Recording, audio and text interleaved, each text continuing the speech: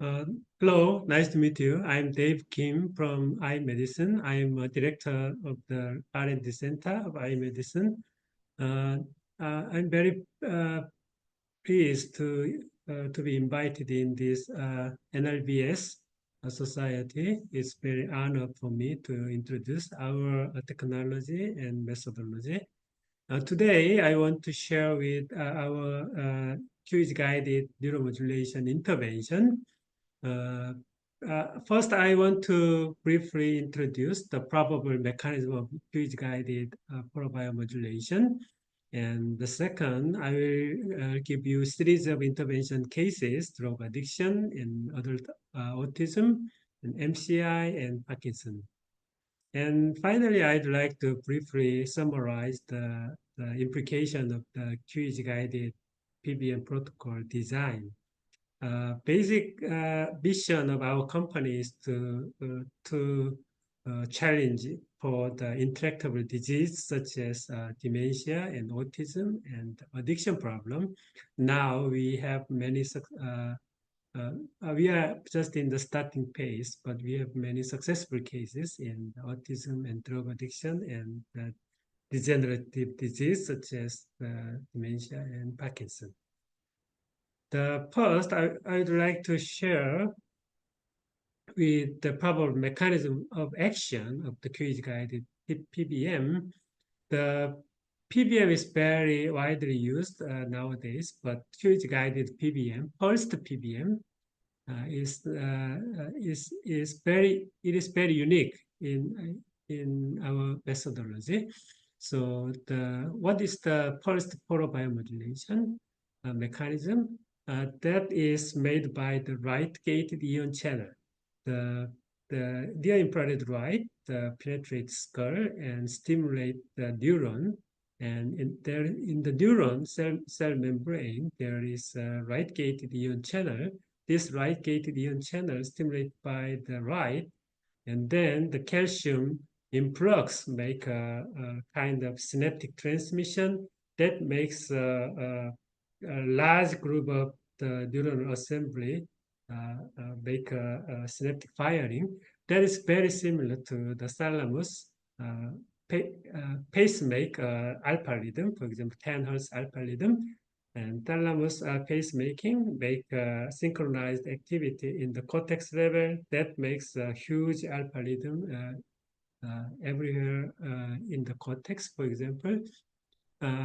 The right stimulation in specific target area from the external pulsed light generator that also can be act as another pacemaker. That's the kind of entrainment. Think about entrainment. There's two different oscillator coming together. First, the oscillator frequency is a little bit different, but they tuned together finally. That's the entrainment.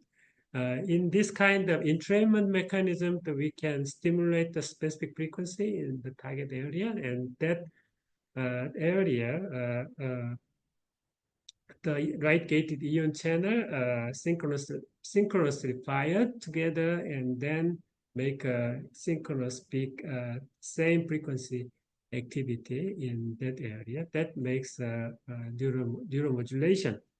And this is the probable mechanism of action of the QEEG-guided pulse tPBM. And at the same time, the near-infrared light stimulate the cytochrome C oxidase on the mitochondria and then make the energy metabolism, and then the ATP generate the nitric oxygen generate to increase the blood perfusion, and also they secondary activate the transcription factor. There are a lot of neurogenesis is possible. There's a huge metabolic change coming from the right stimulation, and at the same time, it is not on the figure, but glymphatic drainage is improved during the photobiomodulation. The main neuroimmune player in the brain is microglia. Microglia activate then the glymphatic drainage, is improved. There are a lot of neuroimmune diseases such as Parkinson and degenerative, degenerative the dementia is the kind of immune function drop, and this can be reversed by the microglia activation. This is the basic porobiomodulation mechanism of action.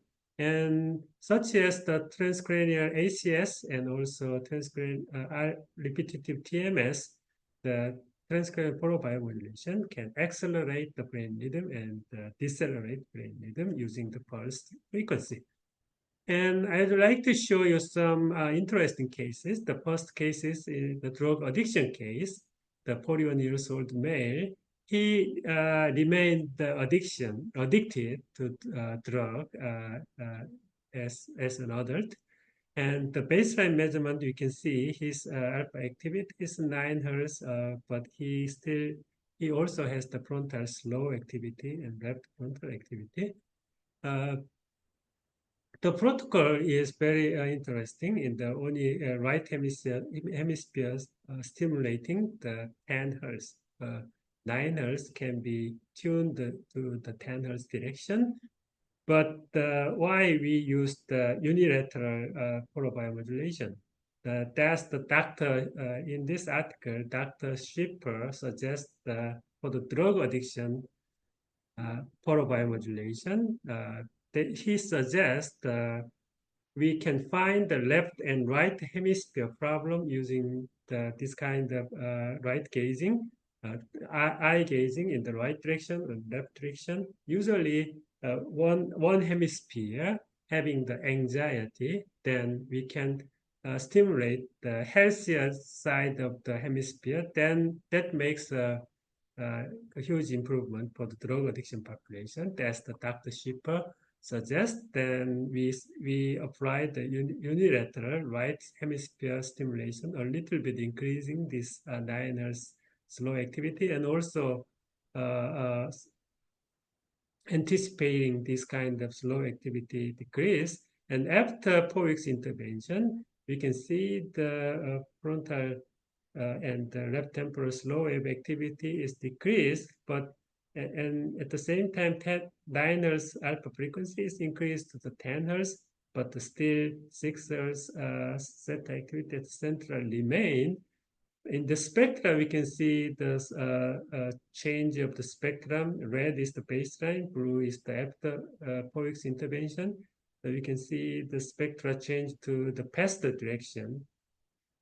After 10 hertz stimulation, we can see more detail. The 9 hertz peak activity moved to the 10, and also the slow activity in the temporal and frontal area is decreased. That's the EEG changes. At the same time, he did not use drug during the intervention.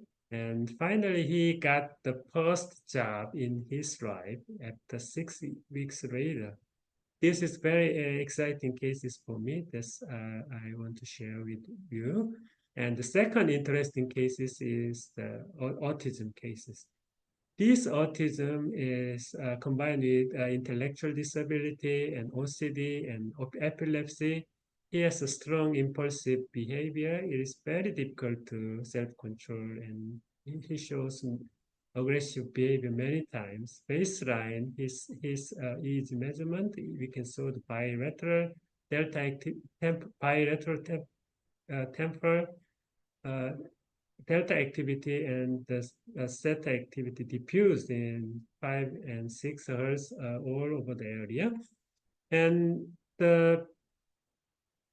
in this case, the basic medication was the anti-epileptic medication and antipsychotic medication, but he has a strong theta activity. Then Concerta is added, and in terms of PBM, the 13 hertz global stimulation is applied, and at the same time, TDCS applied. And the duration of intervention is 6 months. The every neuromodulation every 2 weeks. So he is very difficult to go to the hospital, but every 2 weeks he visited the hospital with his parents. And finally, we can see the 5 and 6 Hz slow activities substantially decreased, and the 13 Hz stimulation makes this kind of 13 Hz excess compared to the baseline. And his behavior is dramatically changed, and also his QEEG spectra shows the substantial decrease in the theta slow activity. As you can see here, he become calmer and less impulsive, less aggressive, and he increased the verbal communication. He even used the mass transportation. He usually cannot use the mass transportation. Now he can use the mass transportation. That's a very interesting case from too. And the third case is the 8-year-old MCI. His major complaint is memory problem. We can see the PIVERS, bilateral temporal activity shows the slow excess. And his alpha peak frequency 8.2 Hertz. And we use the 10 Hertz at the first protocol. And we want to speed up this 8 Hertz and also the 6 and 7 Hertz slow frequency.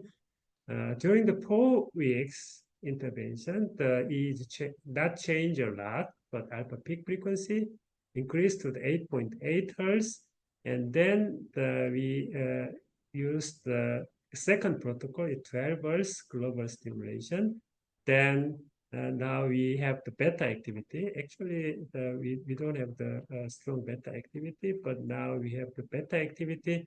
And 5 Hertz, the 6 Hertz temporal activity is disappeared, but there is still central parietal theta activity is there. But the alpha peak frequency is increased to 9.5 Hertz. It is not the perfect improvement, but the subject, the client feel the memory improved a lot, and he is happy with his memory improvement. And you can see the clear change of the red is the baseline, the blue is the 8 weeks intervention. We can see the clear theta activity in both temporal area is disappeared, and also beta increased, and the alpha is also increased like this, C3 theta and P4 theta, and this is the O1 alpha increase toward the healthier direction. And this is the POC result. This is the one MCI cases. We did the proof of concept study for the MCI group. This is the 12 weeks intervention. The baseline, usually their CDR score, clinical dementia rating score, 0.5 is the MCI, 1.0 is early dementia, return to normal after the 12 weeks intervention. This is the CDR sum of box. The CDR sum of box decreased, and at the same time, theta beta ratio decreased. That's the clear correlation between the behavior changes and EEG changes. Now we are proposing the NIA grant for the AD-MCI QEEG guided neurobiomodulation efficacy study to the National Institute of Aging. And there is another very interesting Parkinson cases. This case is the rigidity type of the Parkinson. Usually, alpha peak frequency of the Parkinson is decreased after the levodopa intake. Levodopa 4 hours after 4 hours medication, the alpha peak frequency is dropped this is the drug action time. The alpha peak frequency is decreased. And we continuously monitor his alpha peak frequency every month during the intervention. As you can see here, the alpha peak frequency at the baseline 8.2 and then 8.5, and then go back because he stopped the treatment. And then he continued to take a photobiomodulation intervention. Now he is almost normal, 9.5 Hertz, and his fine motor control and natural guide improved. Brain fog is also improved. And we can see the clear change of the spectra. His 8 Hertz alpha excess at the baseline is decreased, but return to the baseline here, and then he continued to improve in his EEG. And this is the protocol we use for Parkinson, rigidity type Parkinson. Basically, always we use the SMR frequency because sensory motor rhythm help a lot to regulate the motor activity. And also we usually recommend the slow breathing, make SMR rhythm by themselves. And also we can give the 15 hertz SMR rhythm and also combine with the high frequency networking 40 hertz. And sometimes we can give the 10 hertz stimulation, speed up the alpha a little bit, and during the motor test, usually beta 2 band activated. So we give him a motor test, and at the same time, the photobiomodulation, 8 hertz stimulation. And this is kind of combination of protocol. He gained his motor control and the brain fog is improved. That's very exciting cases. That was also very exciting cases. Uh, the final case is very interesting case too. Is a tremor type of Parkinson.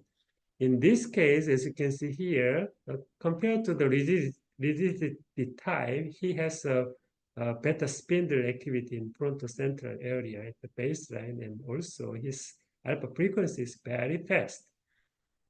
And during the intervention, after 6 weeks intervention, the alpha frequency of 11 to 12 hertz decreased a lot, and also the beta spindle area decreased, but still the strong beta spindle at the 6 weeks. But 12 weeks, the alpha go to the 10 hertz, decrease to the 10 hertz, and the frontal the beta spindle activity is also very small intensity now, and he is now tremor free. The photobiomodulation protocol is 5 minute slow breathing and 10 minute the 14 hertz global SMR stabilization, and then we give 5 minute 1 hertz inhibition. He did the photobiomodulation protocol twice a day, and 12 weeks he now the tremor free. He now enjoyed the water skiing. Excellent improvement. I'd like to summarize the implication of the QEEG guided photobiomodulation protocol. As you can see here, it is very famous frequency and the blood perfusion relation. We choose the frequency, then we can activate or inhibit the brain rhythm using the first tPBM. The basic idea is kind of phenotypic approach. In the ADHD, we saw this kind of EEG cluster, the frontal theta type. We can use the stimulant, the frontal alpha type. We can use the SSRI. In this frontal slowing under arousal cases, we can give the frontal beta PBM and the over-arousal phenotype, such as beta spindle and epileptic form discharge. We can give them the global stabilization or relaxation alpha theta PBM, or sometimes 1 hertz inhibition PBM can stabilize their over-arousal brain pattern. The frequency is tuned. This is the famous RTMS study, the individual stimulation frequency. For example, 10 hertz RTMS most responsive, for example, the 9 or 9.5 hertz, because these two frequencies quite close. The entrainment mechanism can be more likely to act. That's the entrainment personalization. So we can use the frequency based on the QEEG profile, but basic idea is the stimulation or inhibition. We can see many successful cases for the brain brightening for the elderly. So we can step by step their alpha peak frequency, and also we can combine the alpha and SMR, and sometimes add gamma. That's the protocol we did use in the POC study. We did use this kind of protocol. Many MCI return to normal. So I think As I mentioned, the case study that this kind of brain brightening protocol uh, will be have big potential for the uh, elderly population, such as anti-aging intervention. For the Parkinson intervention, we commonly give them the slow breathing exercise, and that makes the motor control. And rigidity type, we can step by step increase of the alpha peak frequency, and also we can combine the SMR and gamma stimulation. For tremor type, so we can observe the beta spindle activity. Then we can combine SMR with the Warner's inhibition, make the tremor free. And autism intervention, they usually don't have the alpha activities, so we can add alpha protocol, basically 8 hertz or 9 hertz, but we should have combined with 1 hertz inhibition because they usually have a lot of tension and anxiety. 1 hertz inhibition break up their overarousal pattern at the same time. Combination of alpha and 1 hertz give them a better improvement in their social interaction and verbal communication. For the PTSD, the global SMR combined with the slow breathing, we had very successful cases. I'd like to summarize this short presentation. The QEEG guided photobiomodulation, sometimes activation, sometimes inhibition based on QEEG personal QEEG profile. We can give the people the many kind of uh, precise intervention for not just for the autism and also for the addiction problem and also dementia and Parkinson. We can help many people with this kind of digital technology. Thank you so much for your attention.